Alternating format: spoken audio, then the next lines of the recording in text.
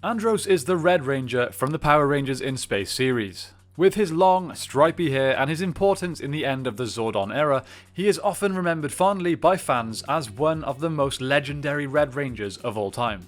In my opinion, he has one of the better season stories in Power Rangers, and not only that, but he was the first Ranger ever to gain a Battleizer. So, as I'm sure you all know, he is a very important Red Ranger, so let's get into covering his full story.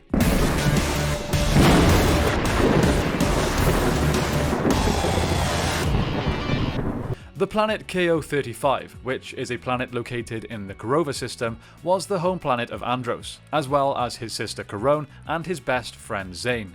It was one of the original Ranger worlds, and the power of the in-space Rangers was developed there, likely by Zordon and the local scientists. When Andros was young, his sister Corone was kidnapped by the evil villain Darkonda, who was under orders from Dark Spectre himself. After this incident, the only goal Andros had was to find his sister. Years later, when he was a teenager, he joined the KO-35 army along with Zane. And before long, they were both selected by Zordon to be the galaxy's first Space Rangers. They were given an Astro Megaship, which not only acted as a means to travel, but also as a command center of sorts. The pair were also given 4 additional Astromorphers, so that they could choose the other Rangers on their team themselves.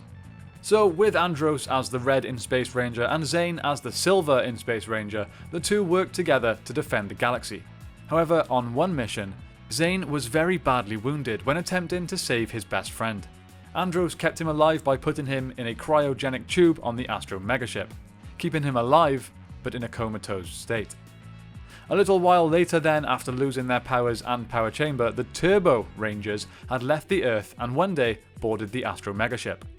After Andros discovered them, he of course assumed that they were intruders, but after a bit of convincing he learned of their background and made the decision to give them the 4 remaining Astromorphers.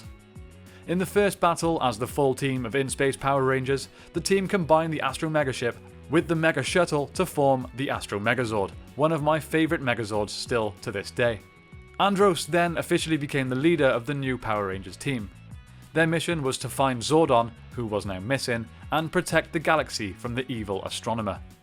Then it doesn't take long before Andros finds a connection with Ashley, the Yellow Ranger, and they begin a relationship. However, a short time later, the megaship crashes and Zane is awoken from his coma, helping the Ranger team in a desperate battle that they were surely going to lose.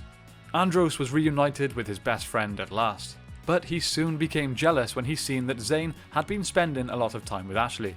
But after Zane reassured him that they were nothing more than friends, Andros continued his relationship with Ashley. After a battle with Astronomer and her forces, Andros finds a locket on the ground. Astronomer appears and demands that he gives it back. When Andros opens the locket, he sees a picture of a young astronomer next to a young picture of himself. He then reveals that he has a matching locket, confirming that Astronomer is in fact his long-lost sister, Corone. After a long back and forth trying to convince Corone of the truth and to remember the good that she surely has inside her, she eventually changes her allegiance and joins her brother. But before long, she is kidnapped again and brainwashed back to evil. During this period as the enemy, she creates the Psycho Rangers, evil versions of the in-space Rangers that drew on the power of Dark Spectre. Her goal was to use them not only to defeat the Rangers, but also to severely weaken Dark Spectre so that she could overthrow him. They were eventually defeated after the Blue Ranger TJ came up with a plan for the entire team to dress as Blue Rangers so their evil counterparts didn't know which Ranger they had to individually focus on.